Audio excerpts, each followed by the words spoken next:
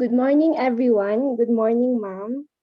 We Mhm. are from Group 8 and we will discuss modern and postmodern period in American literature. May we have Miss Verde to continue? So good morning. Pwede next slide po.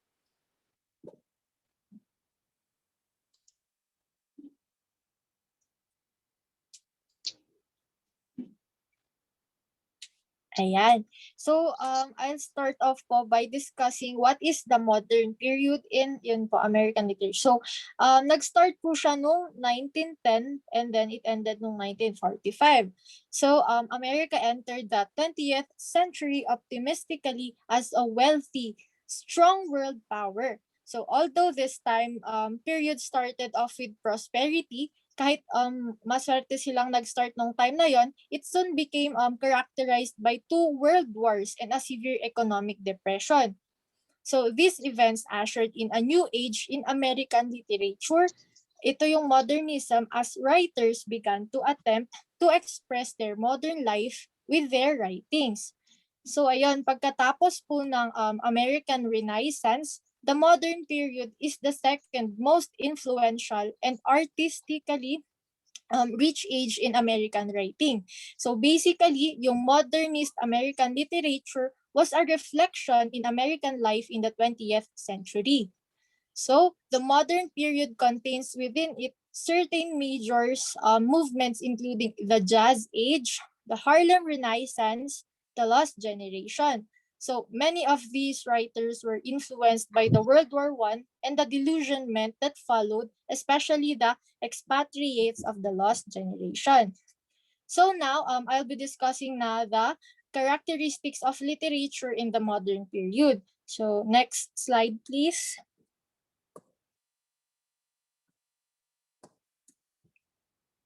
Yan, thank you.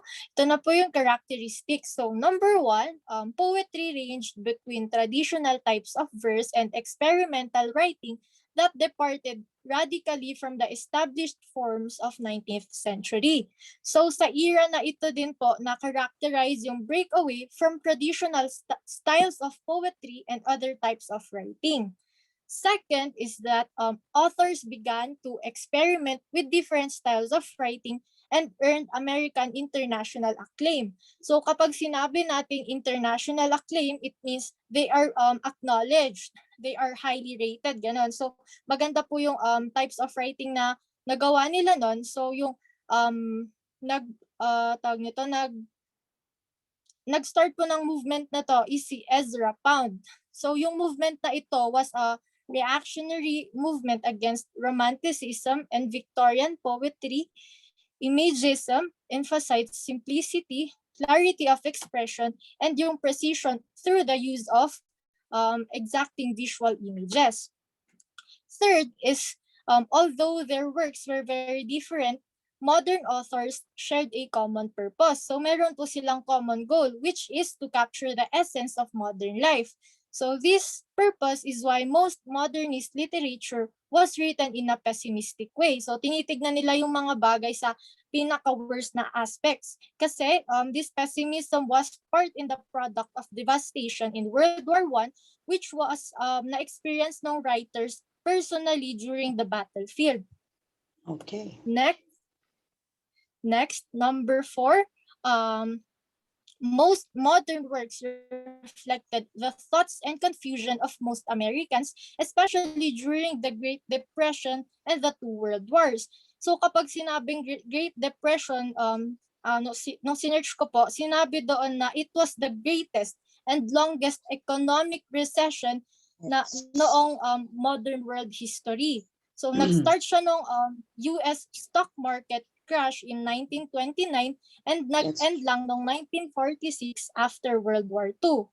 So, ayun, sabi ng economists and historians na yung Great Depression daw na yun is the most catastrophic economic event in the 20th century. So, fifth is that the literature of the era was oftentimes fragmented to cause confusion and intentionally break the flow of the words in literature. So yung example po nito is yung The Wasteland ni Thomas Stearns Eliot. So yung poem po na ginawa niya na yun is it is very puzzling, and it leaves the readers lost and confused kasi there is no single voice that stabilizes the narrative, but a mix of conversation, quotation, description, tonal shifts, and paraphrasing, and colloquial speech. So magandang example po yung The Wasteland ni Thomas Stearns Eliot. And then last, Not only that, meron pang isa. Ano na ba yung KTS Eliot rin? There's one more. Maybe you have heard about it too, which is also representative of your number 5. Itong fragmented. Ano na ba yung... Wait, The Hollow Man. Okay, The Hollow Man. Isa rin ang sumulat niyan. Okay, and it's also similar to the piece of literature that you are mentioning. Ano na yung sinasabi mo? Ano na yung piece of literature mo na sinabi? The Wasteland. Yes, The Wasteland. They are synonymous kasi it talks about the effects of the World War, and it's highly pessimistic in nature. Okay, if I may say so, talagang it gave us the thinking that ano siya whatever is the situation right now that we are enjoying, okay, it's really an overflow of the World War. Di ba nagkaroon ng war noong time na yon, kaya nga nagkaroon ng Great Depression. Okay, so it talks about the soldiers, whatever happened to them. Even yung Wasteland mo, ganun rin ang tema niya. Okay, so you are correct. They are fragmented, and you know, as a reader, when I was reading The Hollow Man, okay, I couldn't understand it. Okay, I couldn't understand it, not until I read a lot of analysis about it. Okay, pero that is really the objective of this particular movement. Diba sabi mo, modern literature na ito and postmodern literature. Kaya talagang yun ang kanilang objective. This is the strategy of the modern authors. Okay? Yes. Very good. You continue. Okay, and for the last, number 6, the chaotic literature revealed the instability of the American people's mindset as they attempted to understand what was going on around them. So yun, di ba, magulo po siya, pero nagkaroon po ng confusion ng iniintindi nila. Kasi there was also a loss of faith and hope in American people during this time of period, and a collapse of morality and values. Pero furthermore, this loss of values led to a confused sense of identity and a place in the world. So that's it po for the characteristics ng ito po yung yes ma'am, yung characteristic ng literature noong modern period. So may I call po on my next group mate na magre-present, si Cristel po. Thank Thank you. you. Today, I'm going to discuss the major literary themes of modernism period. So these themes reflected the mindset of the American people and the feelings that plagued them throughout the early 1900s. First is confusion. Modernism was an act of destruction, and it caused a loss of faith in traditional structures and beliefs. This loss of values led to a confused sense of identity and place in the world. An example for this, or a good representation of the theme of confusion, is T.S. Eliot's The Love Song of J. Alfred Prufrock. It is not only confusing to read because of its fragmentation, but it also shows Prufrock, who is grappling with decision-making and trying to figure out what class of society he belongs in, like many during the time period did. The second theme is isolation. This theme shows the impact of World War I and its effects in terms of disconnection, alienation, and loss. This is present in the use of multiple perspectives as a way to describe that reality is no longer one. It depends on the one who creates or believes it. People are alienated from reality and from other humans too. Lastly, we have disillusionment. The theme of disillusionment is arguably the most common theme of the modernist era. There was a disillusionment in the American people that the World War would be quick and painless. After the World War, America actually became a world power, so they had this time called the Roaring Twenties, wherein due to their due to sa pagkapanalo nila sa World War One, naging yung growth ng economy nila grew rapidly. Pero after World War One, there was a major growth in their economy, but after that, the Great Depression started. So overall, this widespread disillusionment reflected the loss of values and faith that suddenly occurred in the American people at the turn of the century. Next slide, please. We have the key authors for this period. First is Thomas Stearns Eliot. He is one of the 20th century's major poets and a central figure in modernist poetry. Some of his most famous works are The Love Song of J. Alfred Prufrock and The Wasteland. We also have Ernest Hemingway, who is known for his iceberg theory or theory of emission. This theory is a writing technique that states that surface a written work must focus on surface elements without explicitly discussing the underlying themes. So it is up to the reader to create a meaning out of the work. Many of his works are considered classics of American literature. His famous works are In Another Country and The Old Man and the Sea. We also have Robert Frost, who is the only poet to receive 4 Pulitzer Prizes for poetry and became one of America's rare public literary figures. His famous work is A Road Not Taken. We have also Ezra Pound, one of the most influential poets of the 20th century, a major figure in modernist literature, and developed the Imagist movement along with other poets. His famous work is The Cantos.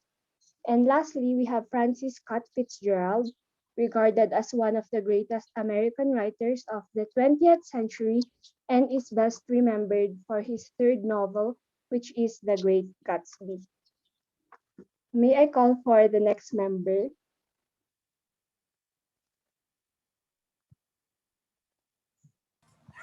So for the postmodern period occurred directly after the modernist period. The event that inspired the movement were end of World War II, Korean War, Vietnam War, Cold War, and also civil rights movement. Postmodern work were characterized by multiple qualities. These, contempor- these, contem- these contemporary works often feature ordinary places and portrays a release from meaning. There was also a strong desire to correct the past and right the wrongs that occurred during both of the world wars. While modernist project and fragmentation and the centeredness of contemporary work as tragic, in postmodernism, it is no longer tragic, but postmodernism, on the other hand, celebrates fragmentation. And for the characteristics, women and African American began to develop a voice and identity distinct in American culture, with people like Martin Luther King and Malcolm X leading the civil rights movement. African American identity started becoming recognized by the society in 1950s and 60s, brought significant cultural shift within the United States, driven by the civil rights movement and also the women's movement. The writings on this era is displayed the diversity, materialism, and pride seen throughout the America. Authors began to describe everyday life and new technology. Postmodernism focused on the present and the future. It was ongoing, evolving period of American literature. And the American novel took on a dizzying number of forms after the World War II, like realist, metafictional, postmodern, autobiographical, short, long, fragmentary, feminist, stream of consciousness. These and dozen more labels can be applied to the vast output of American novelists.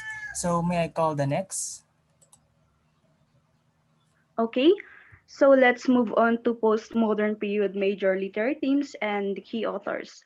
So in literary themes, we have here the identity, the racism, and the search for goodness in humanity.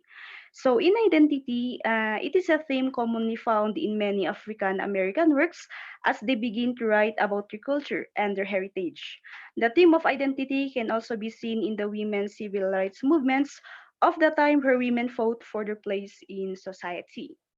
Next is we have racism. From the civil rights movement also came the theme of racism that is shown into the kill of Mockingbird. And because not everyone supported this, racism also became the important theme of this contemporary era. And so these events influenced the writings era that displays the diversity, materialism, and pride seen throughout the America. Next is we have the search for goodness in humanity. The title of postmodernism fits well in this era because it depicts how people reacted to the events of modern era. So in here, two major world wars and the Great Depression left many Americans looking for hope in society. The Holocaust and the atomic bombs left Americans searching for hope in humanity in a way that they showed that there was still some goodness left in it. So next is we have the key authors. Number one is we have Martin Luther King Jr., the author of Letter from Birmingham City Jail. We have Harper Lee, the author of To Kill a Mockingbird. John Hershey, the author of Hiroshima, The Wall, A Single People, The War Lover, Fling, and Other Stories. James Baldwin, the author of The Rock Pile, and Go Tell It to the Mountain. And last is we have Theodore Rothke, the author of Catherine's Open House, The Waking, The Farfield, The Lost Sun, and The Words for the Wind. So may I call to the next reporter?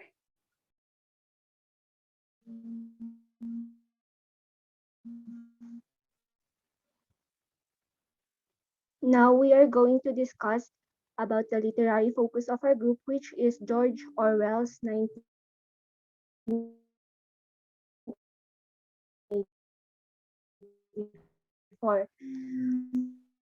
1984 Mr. Miss Cristel, is Cristel, a dystopian novel Cristel, and is set in 1984 in Oceania.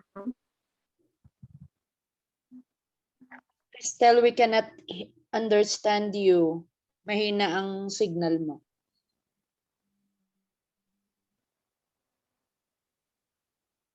Ma'am, okay na po? Mm. Pakiulit Is my mo audio lang. clear already? Yes. Just now. So we were Thank not you, able ma'am. to hear what you were saying about Orwell. What about Orwell? Thank you, ma'am. George Orwell wrote the dystopian novel 1984. So this book was set in 1984 in Oceania. It is a totalitarian state that is governed by the old controlling party, which has brainwashed the population into unthinking obedience to its leader called Big Brother. So here is a short summary of the story. First, we meet Winston Smith. He is the book's hero. He is a citizen of Oceania who works at the Ministry of Truth. Winston Smith secretly hates the party and wants to rebel. So he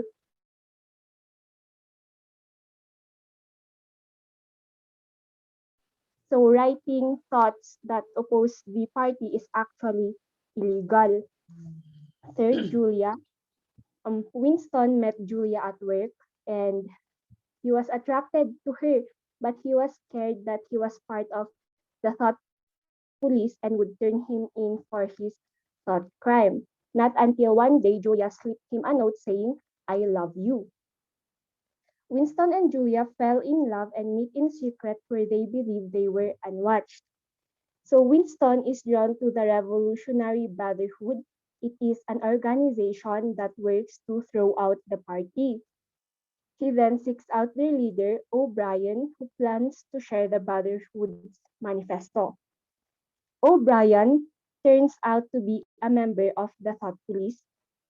Winston and Julia were arrested and find out that their room was being watched all along. And then O'Brien tortured Winston in room 101. It is a torture chamber wherein people who resisted are faced with their greatest nightmares and fears. So, faced with his deepest fears, which is rats, Winston tells O'Brien to torture Julia instead. With this betrayal, O'Brien let Winston free. And in the end, Julia and Winston are turned back into true members of the party. They now ignore each other as if nothing happened, and Winston finally loved Big Brother. Okay. Next slide, please, ma'am. Sige, sige. Patingin mo na ng next slide mo. Ay, sige, ma'am. There she Ma'am, yan. goes. Continue. So for the analysis, in writing 1984, Orwell's main goal was to warn of the serious danger totalitarianism poses to society. It is actually based on Nazism in Germany and Stalinism in Soviet Union, the modern day Russia. So he goes to great lengths to demonstrate the terrifying degree of power and control a totalitarian regime can acquire and maintain. In such regimes, notions of personal rights and freedoms and individual thoughts are demolished under the all-powerful hand of the government. Here are the major themes in the story. First is power, totalitarianism. The party or the controller of the superstate has total control and power over the state and its residents. Next is manipulation. The residents are manipulated and brainwashed so that they will have unwavering loyalty to the party. So propaganda machines are used to ensure total control of the party. And we also have loyalty, love, and sex, which are the two most enriching human experiences, are killed and depersonalized. The party fears that when people are in love with each other, this might take the loyalty away from the government. Fourth is memory and the past. The Ministry of Truth works tirelessly to modify public archives and rewrite history. As a result, the past was erased, the erasure was forgotten, and the lie became the truth. We also have language and communication, which is the residents of the superstate are forced to communicate in newspeak, or the government's invented language. It plays a pertinent role in the party's control over the masses. Lastly, we have technology and modernization. So the state actually is full of telescreens, surveillance cameras, and hidden microphones that records everything that is happening around them. So the party develops top-notch technology to exercise ruthless control over their residents. Without these telescreens, the tough police would fail its objective, and of course, overseeing all of this is Big Brother. That's the end, ma'am. Thank you. Now, you have presented to us a very comprehensive characteristic of the different period of the two periods, both modern and postmodernism. Okay, and you have also given us the different themes of the pieces of literatures, how it looks like during these two periods. However, your piece of literature, which happens to be 1984 by Orwell, is a very controversial one, right? It's very controversial. Number one, it's written in the 80s. Okay, so it's not too old. Okay, not like the previous pieces of literatures that we were studying, which happens to be very, very old. Now, my question for your group is this one, okay? What, you see, before you could appreciate a particular literary piece, you have to relate it to the situation where you are in right now. Like, let's say, for example, go back to the presentation of Dustin a while ago, like stopping by the woods on a stopping by the woods on a snowy evening, for example. Diba, there are different points of discussion in the piece of literature that will allow you to say that indeed it is related to my life right now. Like I told you a while ago, marami siyang contradictory topics, okay, that you could apply to your life now as a student, or maybe your life as a regular person, regardless of whether you are working or you are a student. You know, when you have to battle between your social obligation and your personal desire, for example. What about 1984? What is the implication of this piece of literature? You know,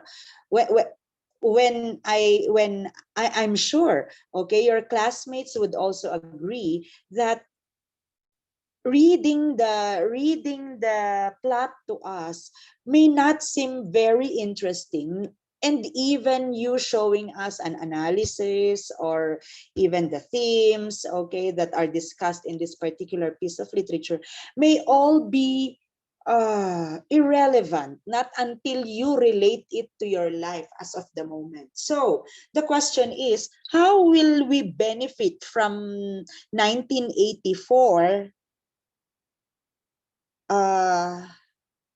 What benefit can we get from it if we relate it to 2021?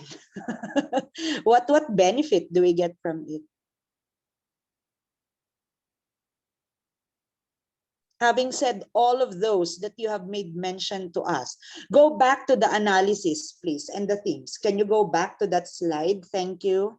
Yan, yung mga yan. For example, how will this create an impact in the life of a student or a person who lives in the 21st century? Ma'am, I think di pa po ngayon there are a lot of issues going on with politics, not only in the Philippines but all around the world. So parang as a student or as a citizen of this country, we must always strive siguro to make this country better, and that we must always avoid at all costs that we might end up with a totalitarian society in the future. Okay, so kasi your piece of literature, sabi mo, 'di ba, in writing 1984, Orwell's main goal was to warn of the serious danger totalitarianism poses to society. Okay. Ang question ko, ano ba ang totalitarianism? Ma'am, it is a type of government wherein all actions are controlled by the government, or wherein the government has total control or power over its citizens. Yun, ma'am. Parang some says it's synonymous with dictatorship. Okay. Pero in theory or in practice, okay? Hindi pala pero. Dapat, so in theory or in practice, parang walang freedom. Is that your point? Yes, ma'am. The government does not give you any freedom at all. Tapos sabi mo, he goes to great lengths to demonstrate the terrifying degree of power and control totalitarian regime can acquire and maintain. Okay. And what are these pictures below? Ano ulit itong mga ito? Power, manipulation. Are these the thrust of totalitarianism? Ma'am, the themes po in the story, the major themes. Which is also very much related to totalitarianism, correct? You know, Yes, ma'am. manipulation, power, okay? Loyalty to your state, memory in the past, siguro hindi gaano, language and communication, even technology and modernization, okay? So, ito, sabi mo, sige, na-relate mo siya sa may present situation natin, di ba?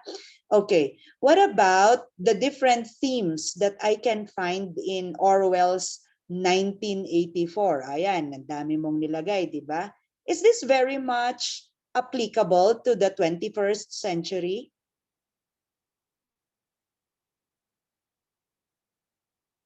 Ma'am, yes din po. Oo, tama, di ba? Okay, how? Oh, wag mo isa-isahin yung power ganito, yung manipulation is ganito. No, take it as a whole. Look at it. Okay? So how is that very much related to 21st century? Ma'am, all of that can show that the government has the power to control its people. Mm-hmm. Okay. Well, siguro, we may not feel it much in the Philippines because our form of government is democratic, di ba? Di ba? We have a democratic form of government. But in other countries like China, for example, North Korea, maybe, all of this, although they say that the people have freedom to taste power, manipulation, free from manipulation, hindi pa rin siya nangyayari, 'di ba? They are still under the influence of the government, mas powerful yung government. They are manipulated in any way, okay? Kahit naman communism for example. Okay? Pledging their loyalty to their state and so forth and so on. So I say 1984 is very much related to the 21st century. Would you believe so? Saan na yung tagasalita natin? Sino na yung kausap ko? Si Cristel. Would you believe so, Cristel? Yes, ma'am. Ako talaga. I have a very strong feeling that Orwell's 1984 is still very much applicable even until now. Okay. Relate mo naman last to your life as a student, Miss Cristel. Are you under the power of totalitarianism now that you are studying, for example? Ma'am, no pa naman. Ma'am, because in totalitarianism, you have no personal rights or personal freedom That's or true. individual Wala kang rights. freedom. Wala talaga. Yes, ma'am. But, ma'am, I still have freedom. Okay, you still have freedom. And not only that, okay, maybe, although in a way, di ba, syempre, whatever the educational system dictates, you have to do it. Pero, in terms of how you will do it, siguro dyan ka may freedom. Right, Cristel? Meron kang freedom dyan, di ba? In cases where you have to execute maybe how you would study, that is where the freedom would come in. Okay? So, all in all, what can you say about 1984, Cristel? All I can say is that it is a very great novel. Mm-hmm. And ma'am, Okay. parang when I was reading on something on the internet, it says there that one of the lessons we can have from this is we as individuals must always think for ourselves. Wag nating hintayin that other people will decide for us. That's true. In all aspects, right, Cristel? Yes, ma'am.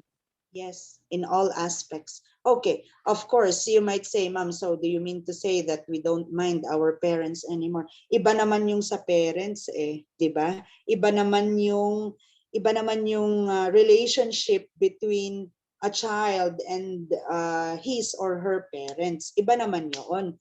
Okay? You still have the freedom and at the same time you are curtailed. Syempre naman, 'di ba? Hindi naman pwedeng whatever you like, you can just do it. Okay? So there are really times that well, you could You could always say no to someone regardless of whoever this is. Never rely.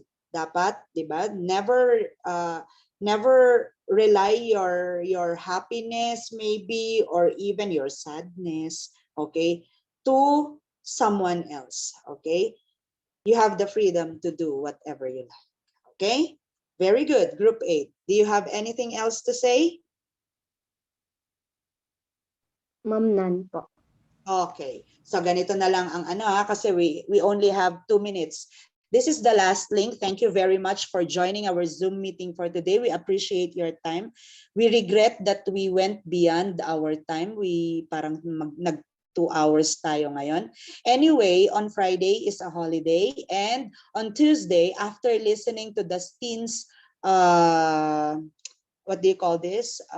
Continuation of his topic, we are free already after that. Wala na tayong meeting. Okay? But we do not leave our GC kasi I'll be asking you questions from time to time. Okay? So, gusto ko, inano ko lang siya ngayon, in-expedite ko lang siya ngayon kasi marami pang activities in Canvas that I have to post. Remember, dalawa-dalawa ang di ba? 5 ano ba to? A and B ang ang ginagawan natin ng quizzes, mga ganyan, okay? So in cases where you have group quizzes, isa lang dapat ang mag-submit, okay? Meron namang individual rin that you have to do on your own.